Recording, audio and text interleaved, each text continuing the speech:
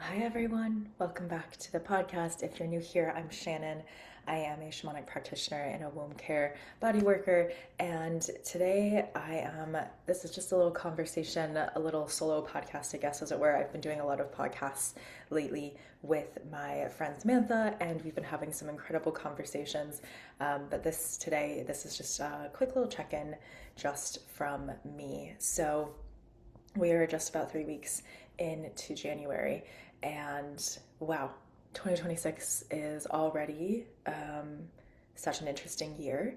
And of course, we're in January, which is this liminal space. And I've said this a lot of times before. So, like, if you've been tapped in with my content for like January so far, or even the end of December, then you've heard me say this. But we are in such this liminal space right now. The energy really actually starts to ramp up this week astrologically. We got just like this week that's super Pluto heavy, super transformation heavy, and then we move into February in a little less than 2 weeks, and we move into we get closer to the Saturn and Aries conjunction. We hit the Chinese New Year. We hit eclipse season. It's like we have all of this energy that is starting to ramp up a lot this week. And I'm interested to see how that hits all of us. I will say, like, personally, I have felt the this like interesting back and forth so far with January, where it's like there's new stuff on the horizon, but there's also been this old energy still kind of present and things wrapping up a lot. And that makes sense, in terms of, like, for example, there's been a lot of discourse around, like, we're moving from Year of the Snake to Year of the Fire Horse. We're not done with Year of the Snake yet. That happens in February. We may have finished our 9 year 2025, but we haven't actually hit the energy that's like the new year energy. And so we are kind of wrapping things up. And so I wanted to share a couple of really interesting things that have come forward, and share some insights, some ideas, and just kind of, yeah, chat and check in. I have a brief like outline of what I want to hit here, but if you have known me or followed my content for a while, you know that I also tend to speak from what's on the heart, and sometimes it's unexpected and I start sharing things that I didn't even quite realize were supposed to come through. So let's talk about it. So really, really interesting. I'm gonna share a personal story here. So Neptune has been in Pisces since 2011, right? Neptune in Pisces has just been like full of illusion, and it's just been this really interesting transit. And I didn't even really totally understand how intense this transit had been for so long until I started looking at it last year, right before Neptune moved into Aries for the first time, which we had it in Aries over the summer. And Neptune in Pisces in my chart rules my sixth and seventh house. It's Pisces rules my seventh house, but in plastic system, part of Pisces is in my sixth house as well. The reason I bring this up, sixth house is all about health and body and like our daily routines, and seventh house is about our relationships. And both of these things are super resonant for me. I've had so much learning and illusion through relationships in the last 15 years. It's been wild. But I've also had so much learning and healing through my body happen in the last 15 years. And so it's really interesting because when Neptune moved into Pisces in 2011, I actually looked up these dates. It was in April of 2011. And in May of 2011 was the first time that I got like, what was the first time that I got really sick? I had Lyme disease for many years. If you are familiar with me, again, you're probably familiar with this story. I had Lyme disease for many years. It took a long time to get diagnosed. We suspect that I probably got infected when I was like before 2011, but 2011, I had this like cyclical fever that came on one week in May, and it was like the whole week I was in and out of this fever and in and out of like feeling really, really bad. And I was out of school for the whole week, and we were in and out of doctor's offices all week, and they actually tested me for Lyme disease at the time. But now in hindsight, understanding how the tests work, I had probably just had a reactivation of the bacteria in my body that causes Lyme disease. And so the tests don't actually really pick it up. They're not super sensitive. You have to generally have had it for about 30 days before you have a chance of the tests picking it up. And so didn't pick anything up at the time.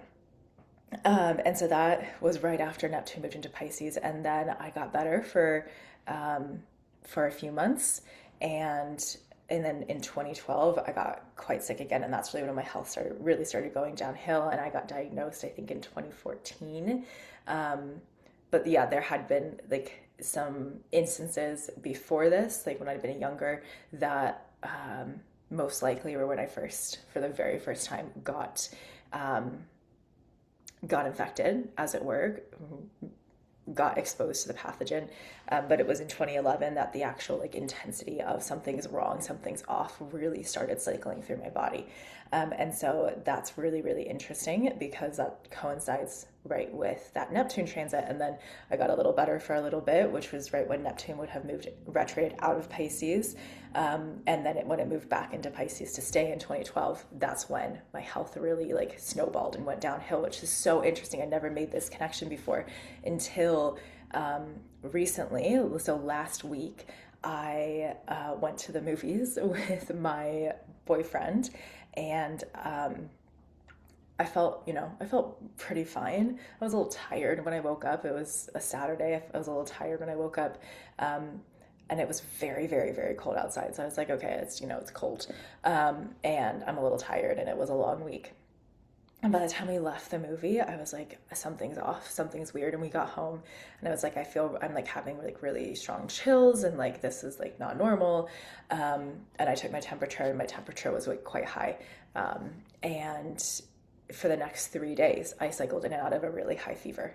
And the fever would break, and I think I was done, and then it would come back. And then the third night, the fever hit the highest point, and it was like really, miserable. Of course, I mean, probably everyone has had a high fever before.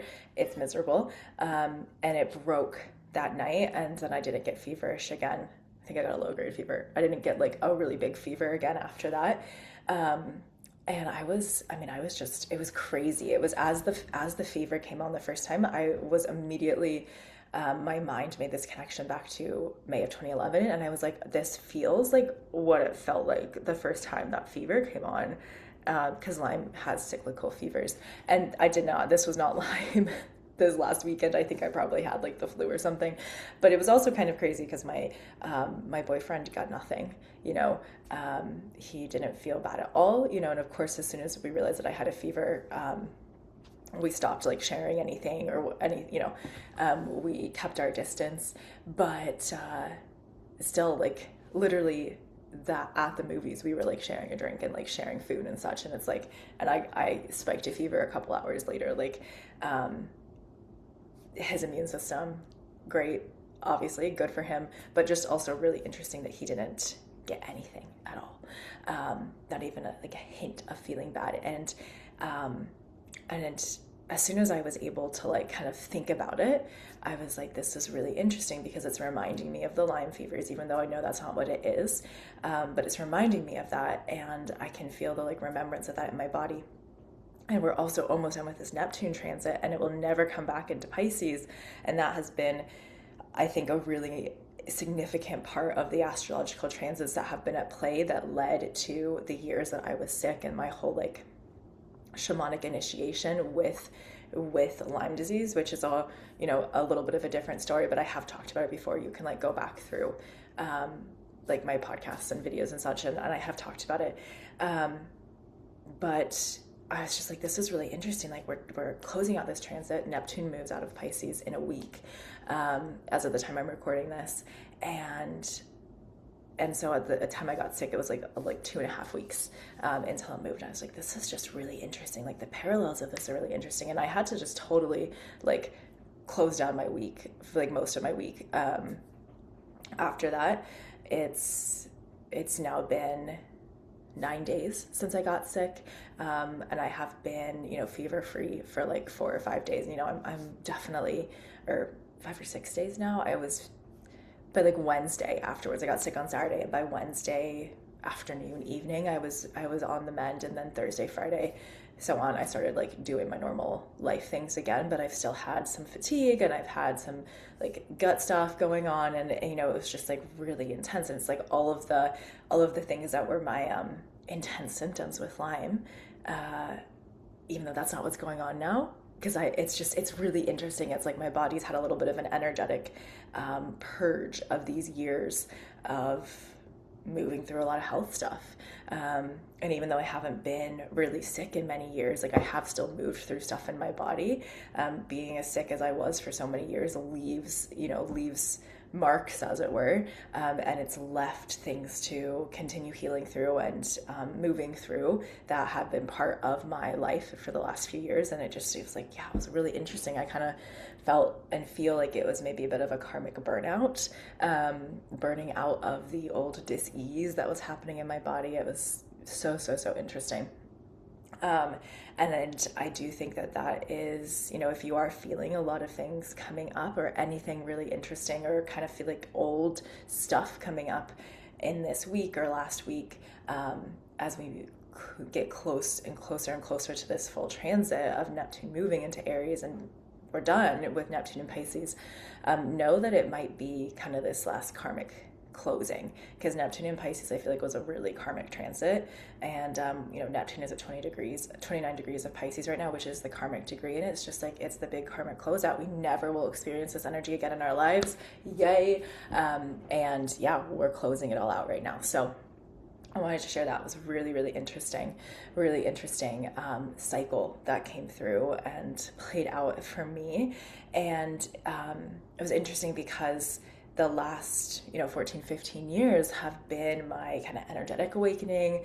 I did my shamanic apprenticeship and started offering my shamanic and energetic work that I do in these years. I've also done body work training now, and I bring in like physical hands-on work into my work as well. And this is something that's newer, and I'm still like working on rolling out into my work. But it's like the actual like Neptune and Pisces transit for me was a activation and connection into my spiritual shamanic gifts, and also an activation and connection into the body and how important the body is as our spiritual foundation and our energetic and physical foundation. I mean, it's like we cannot ignore the body when we're working on the energy, and that's something that's been so huge for me to learn over the last 15 years. It has really shaped my entire life and shaped my work and shaped everything that I like really care about. And so, yeah, I also wanted to kind of bring that into this little share as well, talking about why we cannot just focus on just the physical or just the energetic when we are doing any kind of healing work. We have to be focusing on both. And this is something that I have seen and it happening in spiritual spaces for a long time, and it's one of the reasons I have done training to be able to work more hands-on with the body as well, is seeing the kind of disconnect from the body and just like, let's do energetic work and we'll completely, who cares about the physical, let's do energetic work and that's all you need. And like I used to be there 5-6 years ago. I really felt that way. I was like, oh, it doesn't matter about the physical, like the energetic, it's all energetic, and that's just not totally true. And that was something that I felt as I was getting really deep into the energetics and learning about it. And I was like, wow, this is so powerful. Like maybe we just need the energetics. And now I don't agree with my past self. We need the physical as well. We do need to be paying attention to things like how we're feeling ourselves and what we're eating. And we need to be paying attention to like our rest. And we need to be paying attention to how we take care of our bodies. And we need to be paying attention to what is energetically going on. I think my internet got weird there for a second, so I took a second. Okay, so we do need to be paying attention to, all the physical things just like we do with our energetics. And at the same time, we can't ignore the energetic when we're doing physical healing. This was something that I learned a lot in my own journey.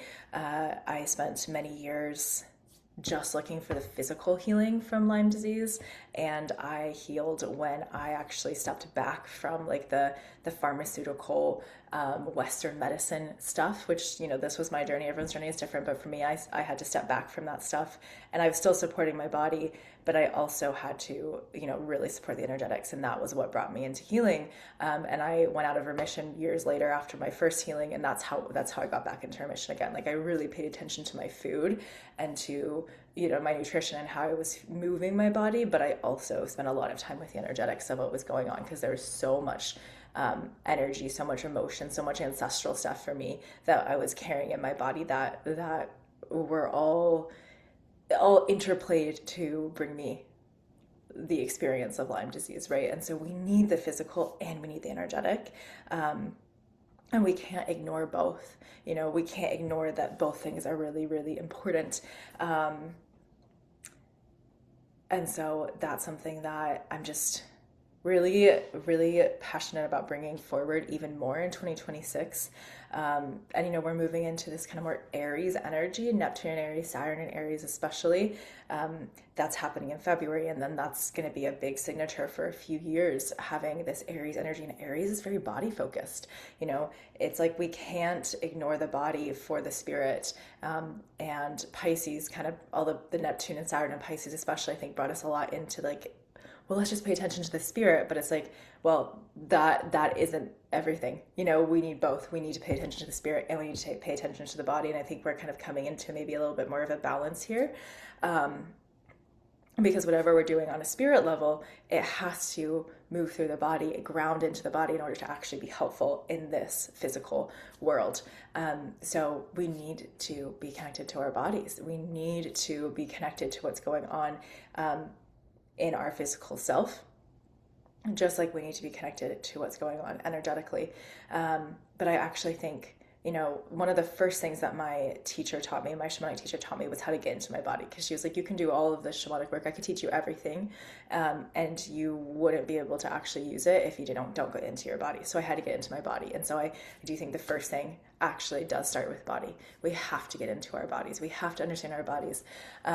And that's the other thing that that is a huge part of my work, is I am very connected into the womb. I do womb work. I do the body work I'm trained in is womb continuum care. So womb centered body work, to support female physiology and to support the whole body from the uterus, like uterus as center. And then we're supporting the whole body from the uterus up and through, as it were. Because we have to, it's a really actually, let me start that sentence again. It's a really beautiful connection between the energetic point and the spiritual point. On a spiritual level, the uterus is the center of our body and our intuition. She is so, so important to the energetic and spiritual components of the female body, and of the female experience. The uterus is so important. And so womb work and womb care, body care, it combines the importance of the uterus as the spiritual center and also as the physical center, the midline of the female body, because her placement is so important to the health of the rest of our body. If the uterus is in her proper physiological placement, then that is going to support proper physiological placement of like our abdominal organs and our digestion, of our whole pelvis. That will support the proper placement of our ribs and of, back in front of our ribs, of our support proper posture, support our lungs, support our heart, support our whole body. But then if the uterus is off, maybe she's, retroverted back, or she's off to the side, things that in the medical system, they'll say, oh, that's just a normal variation. It's common. It's not normal. We are meant to have uteruses that are not retroverted or retroflexed or off to the sides. They are meant to be centered in our body. And that's what this body work is all about, is supporting the uterus and coming back to center. So say uterus is retroverted back, that's going to place extra pressure on the rectum. It's going to place extra pressure on, therefore, the entire, it's going to impact the entire abdominal organs and our digestive system. It could lead to things like constipation, could lead to extra pressure on the pelvis. That could lead to potentially things like prolapse of our pelvic organs. And it's also going to impact the spine and how the spine is moving, which then can impact the ribs and how the ribs move and how the lungs move and how the heart moves, then how our abdominal organs move, how our kidneys move, how much space our adrenals have to move and to be properly supported in our body, right? It impacts our whole system. And so that's an example, just that little bit should hopefully that helps give you an understanding of why it's so important to be connected to both the physical and the energetic aspects of our body. Because I could do, and I've done this, I spent years really connecting into the energy of my womb, and I had a lot of beautiful things happen from just being connected to the energy of my womb.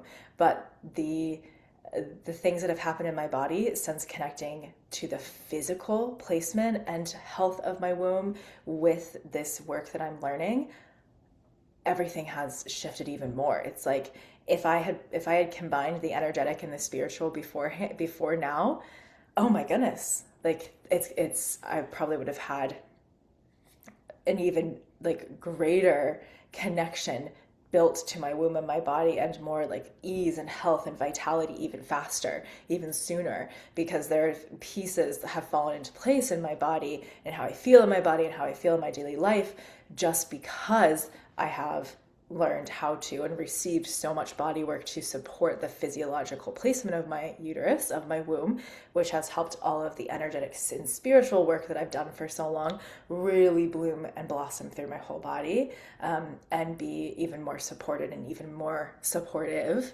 in my whole life, right? So we need the connection to the physical and to the energetic, and I don't really think we can ignore one or the other. Another way that I learned this lesson over the last few years was through weight and my body. I went through quite a lot of like just traumatic, annoying, at this point it's just like annoying events in 2022 especially. And through that, I felt really unsafe in my body after things that happened, and I started eating a lot. So much. And I also at the same time was still like, for a few years up until then, I had been working on healing from like really restrictive eating, and not eating enough, and I kind of overcorrected and started eating too much, and then added trauma and this like kind of learned pattern from, I'd say, ancestral like things that I kind of seen and were passed down. I just started eating way too much and like eating my feelings, and I put on way more weight than was healthy for me. And when I realized that, I realized, oh my God, I have to face this big fear of losing weight and like learning how to count my calories healthily, because I'd done it before in a really unhealthy way. And I was like, I need to make this healthy, and really learn how to healthily like track my macros, like not just my calories, but like my macros, and like support my body and like gaining muscle, because I was lifting weights, but I wasn't seeing the muscle because I was eating too much and I was putting on too much fat. So I wasn't seeing the muscle because the fat was covering it. And so I went through this like whole, it took me, I'd say, a year and a half to really like learn this and drop the weight.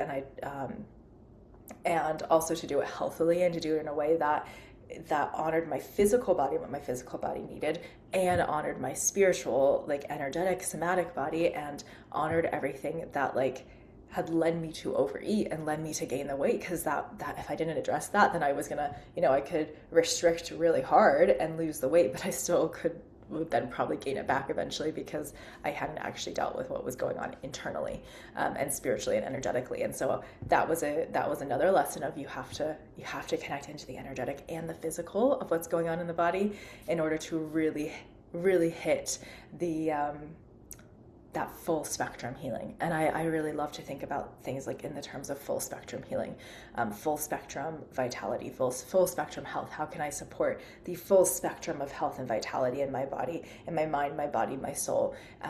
And for anyone that I work with, how can I support them in their full spectrum of vitality in their mind, body, soul?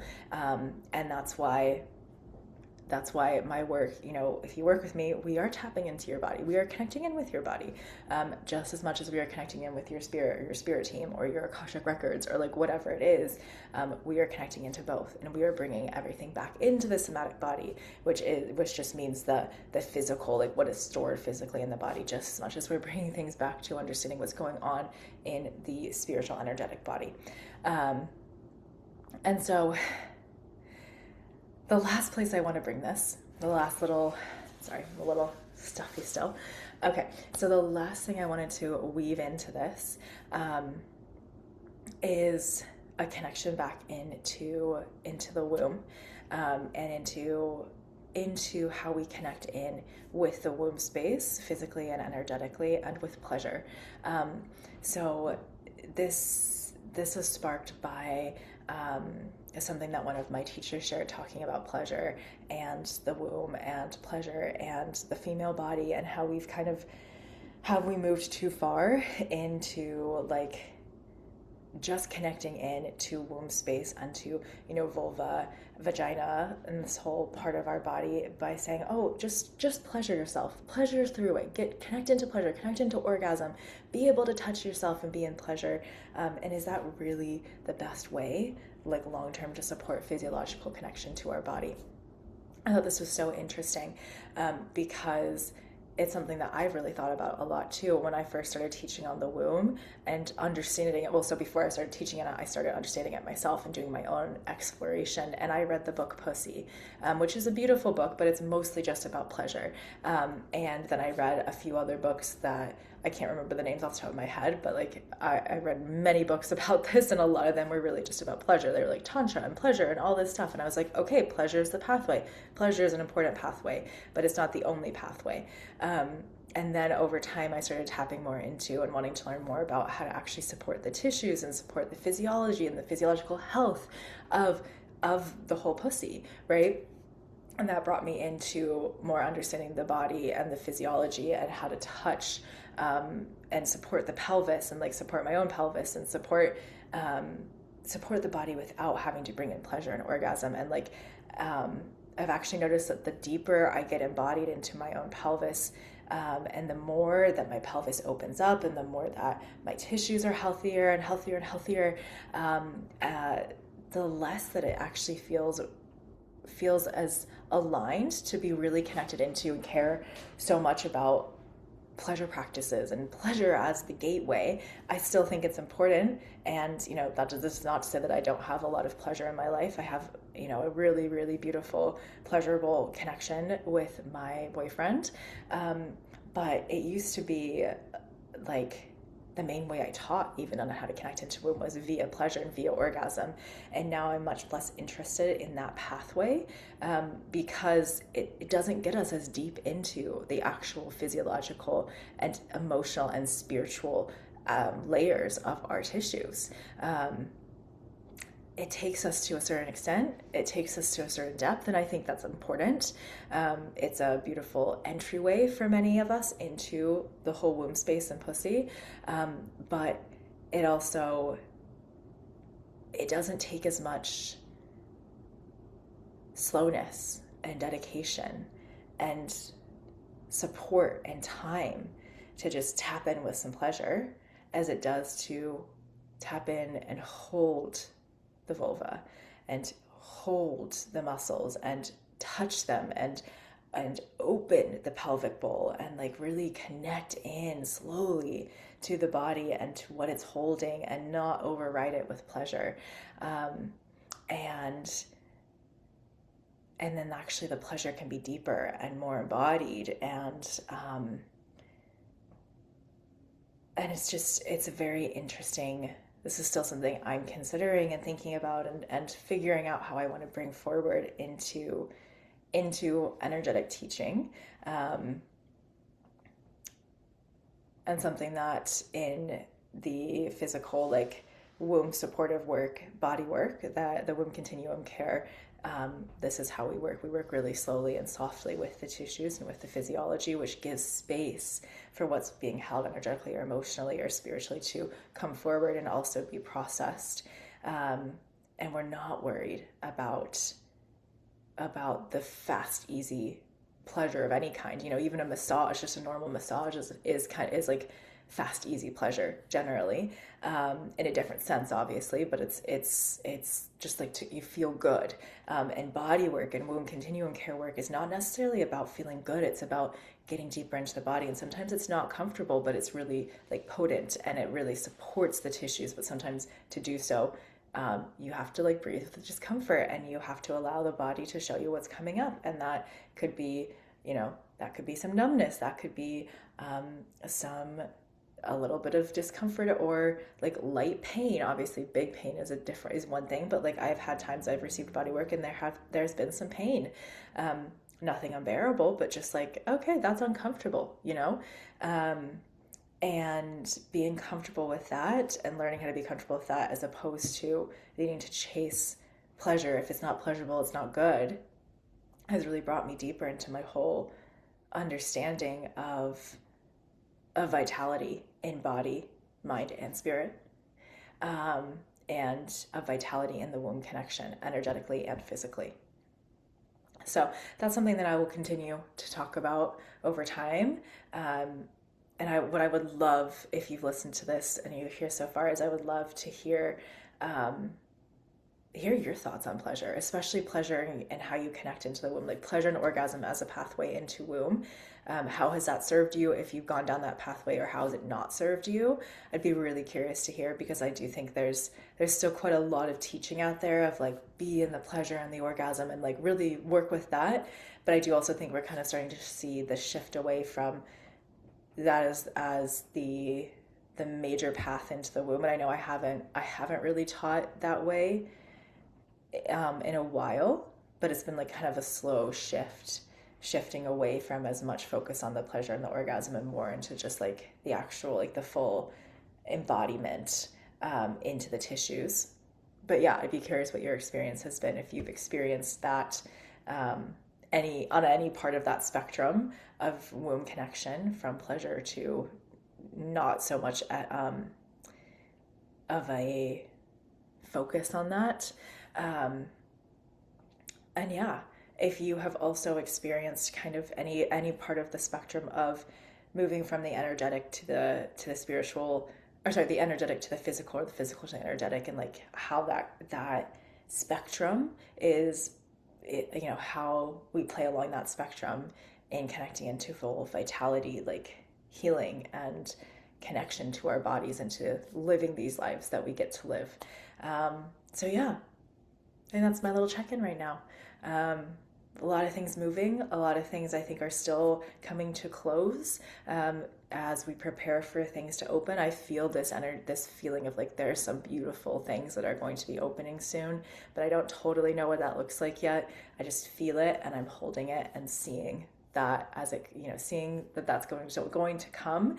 I think for all of us in our own ways. So again, if that resonates, if you're feeling that too, would love to hear.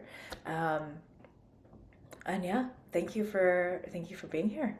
I hope something here has been helpful, or made you think of, made a connection to maybe something that you've been moving through since Neptune moved into Pisces in 2011, and you're like, this is what's closing out, or just helped you kind of deepen into maybe a new way of thinking about your relationship to your body or your spirit or your womb or your energy or all of those things. So yeah, would love to hear anything that comes up for you as you've listened, and I will be back soon, I'm sure. And if this was helpful, yeah, leave a comment, share with somebody. If you have anyone in your life you think would appreciate this. Also, if you are looking for any kind of support, I do have some options available to work with me. I have one-on-one womb care sessions available in Phoenix at the end of this month, end of January. So if you are in that area, reach out. I also am currently offering sessions outside of the end of January in Des Moines. And then I also have a 7-week alignment journey. This is energetic work, distance shamanic work to support you as we move into and continue preparing for an opening to the shifts and transformation of 2026. There are 3 spots left at the introductory price before it goes up. And the link to that will be in the show notes. I also have a subscription called The Village, and that is to support moms. I have had the pleasure of working with many moms and their kids over the last few years, and so this is a little subscription support that brings together all of the ways that I have helped and supported moms and kids in the last few years. So it includes things like distance biomagnetism, if you're interested in that. It includes distance shamanic support. It includes one-on-one sessions. There's a lot of beautiful things it includes. I will also include that link below. And if you have questions or want to discuss that before signing up, then send me an email. I'll send my email below. And yeah, I also have a group called Sanctuary, which I am hosting with my friend Samantha. We start on the 21st, and there are 4 calls, and you can join us anytime for that. And we are going to be visioning and creating the space and the energy to move forward into 2026 in a beautiful, aligned, clear way. So we'd love to have you join us. All right, that's all my announcements. That's all my stuff right now. Thanks again for being here, and I'll see you next time.